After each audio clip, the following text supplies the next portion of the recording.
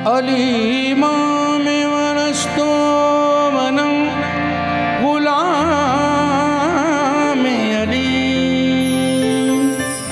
कभी यूं मिलो कोई मसलहत, कोई खौफ दिल में ज़रा न हो, मुझे अपनी कोई खबर न हो, तुझे अपना कोई पता न हो। ये इसी आपकी इसी गज़ल के ऊपर। हाँ जी वाह। मैं भी एक शेर कहता हूँ जी।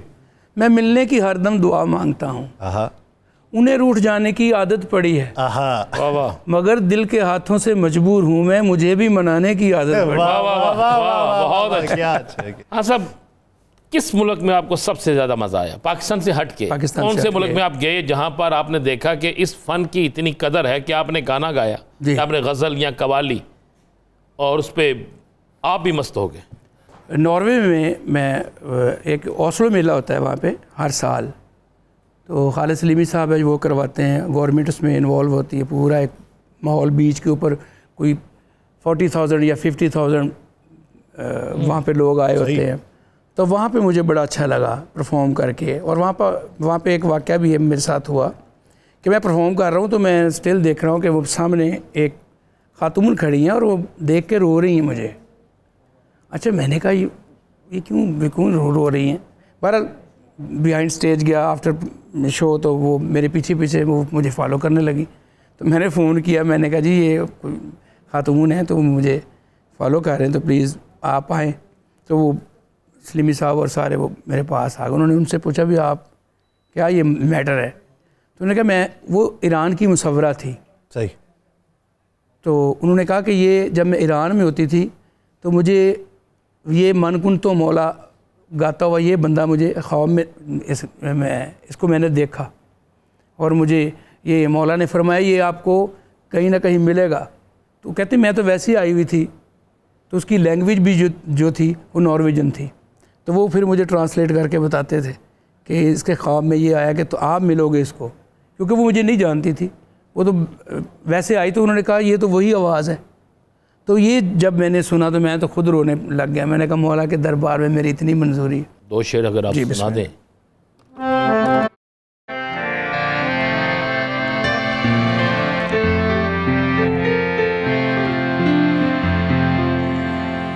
अली इमाम वरस्तो वनम गुलाम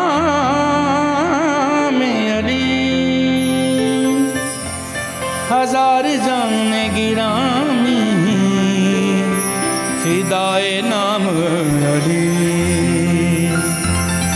हैदरियम कलंदरम मस्तम बंदाए मुर्तज़ा अली हस्तम, पेशवाए तमाम रिंदानम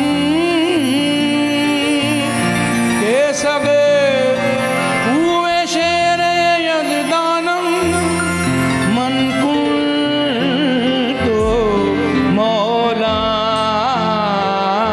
हे मन कुल तो मौला,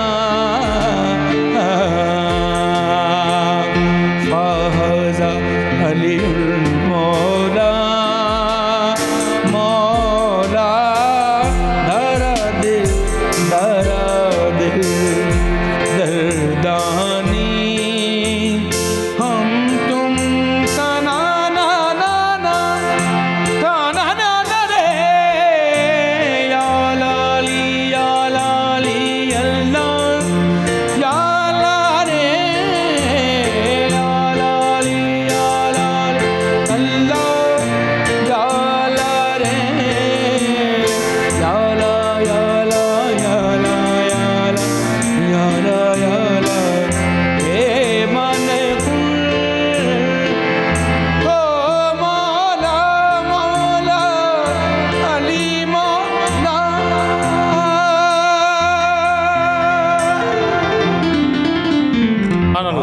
सुभान अल्लाह। हाँ जी, आप यहाँ का म्यूज़िक और वेस्टर्न म्यूज़िक ज़मीन आसमान का फ़र्क, लेकिन बुनियादी तौर पे लय सुर वो तो हर चीज़ में आपको सुनाई देता है। बिल्कुल सही। और कहा यह जाता है कि ये दुनिया का जो वजूद है ये भी इसमें भी कहीं ना कहीं लय और सुर तो मौजूद है, रिदम पे है। तो जब आपने वो 150 से ज़ायद ऑर्केस्ट्रा वालों के साथ बैठ के जेलिन हो के सिंक्रोनाइज हो के गाया, तो क्या फ़र्क था? यानी एक ज़बान का समझना आना, फिर फ़र्क बहुत ज़्यादा है यानी म्यूज़िक में जी, तो वो कैसे जेलिन हुए उनके साथ? एक तो हमारे बड़ों ने जिस तरह बताया हमें कि पूरी दुनिया में ज़ुबानें जो हैं वो मुख्तलिफ हैं, लेकिन म्यूज़िक की ज़ुबान एक है। इसमें जो लय, जो रिदम है, जिस तरह कहरवा है, दादरा है, एक 6 बीट का, एक 4 बीट का, फिर 8 का, फिर रूपक का ताल, यानी तालों के नाम हैं। तो वो उधर भी बीट, वो हम इधर इन्होंने नाम रखे हुए हैं। उन्होंने इंग्लिश में जिस तरह जैज़ है उनका म्यूज़िक, उन्होंने अपने उन बीटों के नाम रखे हुए हैं।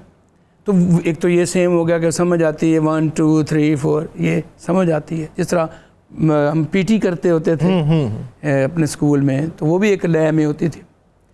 तो दूसरा म्यूज़िक वही है, रागों का फ़र्क है। हम 7 सुर इस्तेमाल करते हैं, वो 12 ही करते हैं पूरे, उनको नहीं है। उनमें ये है कि आप जिधर से मर्ज़ी कोई कुछ भी लगा ले। हमारा ये है कि हम असूल से वो बना हुआ, जो बुज़ुर्गों ने बंदिशें बनाई हुई है या रागों की रखी हुई है, लेकिन जब वो प्ले होता है तो समझ आती है कि ये इतने बीट है। मैं स्विट्ज़रलैंड में, जो मेरा पहला था रूट्स ऑफ कम्युनिकेशन, उनका बैंड का नाम था, तो मुझे याद है एना क्रिस्टिंग उसकी सिंगर थी, और जैक और रॉबर्ट वो उनके म्यूजिशियन थे, एल पॉन बजाते थे वो। तो मैं credit goes to Sadan Peerzada, Faizan Peerzada, Usman Peerzada ji, Rafi Peer theatre, तो उन्होंने मुझे पहली दफ़ा मुतारफ़ करवाया सन 2000 में भी फ्यूजन करें, जहाँ से ये मुझे फिर उन गोरों ने पिक किया और मुझे लेके गए। तो 5 साल में स्विट्ज़रलैंड में मैं जाता था एवरी ईयर, और वहाँ पे जाके उन्होंने पहला साल मुझे कहा कि ये, मैंने कहा आप मुझे अपना सुनाएं कि आपने क्या कंपोजिशनें बनाई हुई हैं। वो मुझे कंपोजिशनें सुनाते थे, मैं हारमोनियम रख के उस जायचा निकाल लेता था कि ये क्या है, ग्राउंड इसकी क्या है। मैं उसमें अपनी फिर कोई कंपोजिशन बना के फिर उनका बीट देख लेता था। तो इस तरह जब मैंने पहले परफॉर्म की, उनको बहुत पसंद आया, तो उन्होंने कहा फिर 5 साल का एग्रीमेंट रहा मेरा, वो मुझे फिर तजर्बा होता रहा उनके साथ 5 साल का। फिर मैं नॉर्वेजन जो ग्रुप था ट्रांस यूएक के नाम से, तो एक CDB की, वो भी मैं आपको अभी सुनाऊंगा, बेवफा के नाम से एक गज़ल है, जितना हमने रो दिया है बेवफा की याद में, काश इतना रोए थे हम खुदा की याद में। तो ये हमारे बड़े आला शायर हैं SM सादिक साहब, ये उनका कलाम था। सही। तो इस तरह मुझे फिर, जिस तरह बंदे को हौसला होता है, तजर्बा होता है कि मैंने इनके साथ, गोरों के साथ काम किया हुआ, तो फिर मैंने काम किया। अल्लाह पाक ने मुझे इज़्ज़त से नवाजा। उनके साथ मैंने 10 साल, हर साल जाके मैं उधर, हम पूरे यूरोप में जाते थे, स्कूल, यूनिवर्सिटी, और जो उनके कॉन्सर्ट होते थे वो जाके काम करते थे। उसमें मैं ये करता था कि सूफ़ीज़म के बाबुल शाह का कलाम डाल दिया, दूसरा अपना सुल्तान बाहू सरकार का, एक हमारे शायर हैं शाह हुसैन, उनका कलाम। तो इस तरह मैं अपनी कवाली को भी रिप्रेजेंट करता रहा वहाँ पे। तो वो बड़ा एक मुझे अच्छा लगा, तो बड़ी